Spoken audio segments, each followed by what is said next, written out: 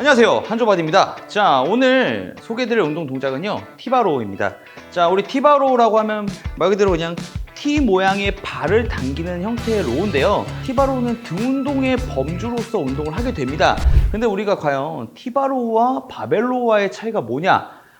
분명 궁금해하시는 분들이 많을 거예요. 바벨 같은 경우는 오버 형태와 언더 형태를 잡을 수 있고, 이 오버 형태를 했을 때는 팔이 자연스럽게 내회전이 되면서 우리가 광배근을 수축을 할 수 있지만, 비교적 이 티바로우 형태, 이런 T자 형태도 있지만 지금처럼 COT 형태의 약간 패러렐 그립, 약간 뉴트럴 그립 형태의 로우도 있습니다. 그래서 티바로우는 다양한 일단 그립을 활용을 할 수가 있고요. 바벨 같은 경우는 오버와 언더를 활용을 하기 때문에 상황에 따라서 이제 가동 범위가 안 나오시는 분들 같은 경우는 이 오버 그립 바벨 로우에 좀 깊숙한 광배근의 수축을 하기가 어렵다는 거예요. 근데 티바로우는 T 형태 말고도 살짝 이렇게 내회전은 되지만 살짝의 외회전, 팔이 안쪽으로 들어간 형태의 로우를 들어갔을 때는 비교적 바벨 로우에 비해서 더 강력하게, 더 깊게 등 중앙부까지 수축을 할 수 있다는 장점이 있고요.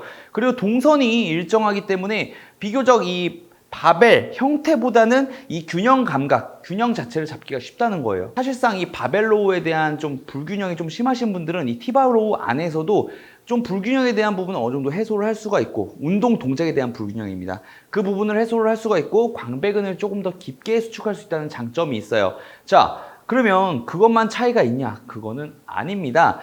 티바로우 같은 경우는 이 바 형태로 되어 있기 때문에 이렇게 세로로 우리 몸 뒤로 바가 이렇게 딱 형성이 되어 있어요. 그래서 바벨에 비해서 이 코어에 대한 부분이 사실상 미드풋에서 살짝 벗어나더라도 조금 더 좀 허리에 대한 부담을 많이 줄일 수 있다는 장점이 있습니다. 그래도 우리가 좀 무게를 너무 앞으로 실어놓고 또는 많이 숙인 상태로 티바로우를 들어간다면 바벨로우와 마찬가지로 이 허리에 대한 힘이 많이 들어가겠죠. 그래서 오늘 허리에 대한 부담을 줄인 상태의 이 티바로우 형태와 그리고 약간 각도에 따라서 좀 변형이 될 수 있는 형태를 알려드릴 거예요. 첫 번째, 우리 몸의 각도, 즉 경사에 따라서 이 티바로우 등에 대한 타겟 범위가 좀 바뀔 수 있다는 걸 알아두셔야 돼요. 바벨로우도 마찬가지지만 제가 일단 동작을 먼저 보여드릴게요.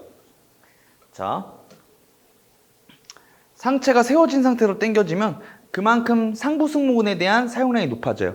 숙여지게 되면 그만큼 상부 승모근에서 중부 승모근과 광배근에 대한 전반적인 사용량이 높아지게 됩니다. 즉, 몸을 많이 숙이면 숙일수록 상부 승모근에 대한 사용량은 적어지게 되고, 세워지면 세워질수록 상부 승모근 사용량이 많아지고, 말 그대로 좀 숙여지면 숙여질수록 광배근 전체를 많이 활용할 수 있다는 이런 특징이 있어요. 목적에 따라서 상체에 대한 기울기를 많이 바꿔줄 수가 있기 때문에 여러분들은 내가 조금 더 상부 승모근을 활용한 형태의 로우를 들어가야겠다라고 하신다면 조금 더 상체를 세워주시고 하면 되는 거고, 나는 상부 승모근에 대한 개입을 조금 줄이고 광배근 그리고 중부 승모근 깊게 수축감을 주고 싶어 라고 했을 때는 이 티바로우 형태를 좀 숙인 상태로 들어가면 됩니다. 근데 여기서 한 가지 좀 어려운 점이 있어요.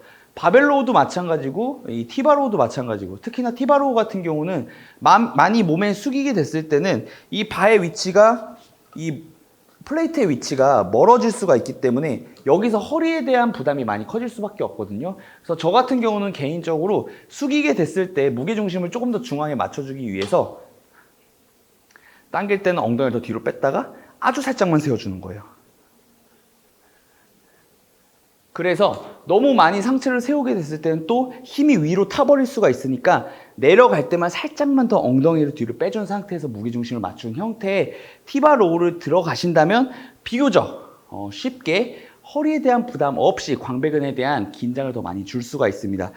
더군다나 저 같은 경우는 완전 T 형태가 아니라 약간 COT 형태로 그나마 약간 뉴트럴한 형태로 들어가기 때문에 광배근의 이 신전의 기능을 확실하게 활용을 해가지고 조금 더 중부 승모근과 더불어서 깊게 수축을 할 수 있다는 장점이 있어요. 물론 우리 광배근의 기능은요 되게 다양한 기능이 있습니다.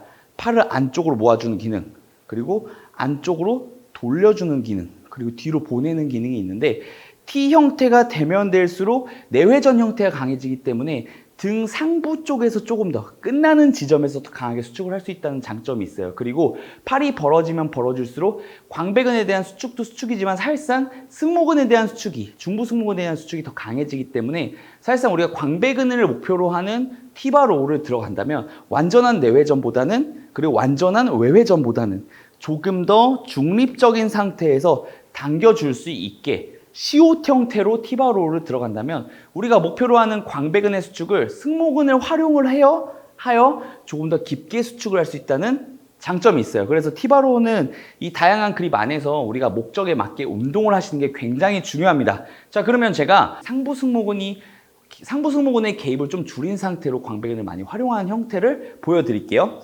자, 일단 처음에는 이 플레이트에 몸이 가깝게끔 다리를 위치해 주셔야 돼요. 그 상태에서 숙이면서 엉덩이를 빼주고 무게중심을 맞추고, 그 상태에서 당길 때 살짝 엉덩이를 밀어 넣어주지만 너무 상체가 쓰지 않게끔. 하나, 둘, 셋, 넷, 다섯. 자, 여기서 내가 상부 승모근을 조금 더 활용을 해서 조금 더 등 상부 쪽에 타겟을 주고 싶다 라고 했을 때는 상체를 아예 세워주는 거야. 둘, 셋, 넷, 다섯.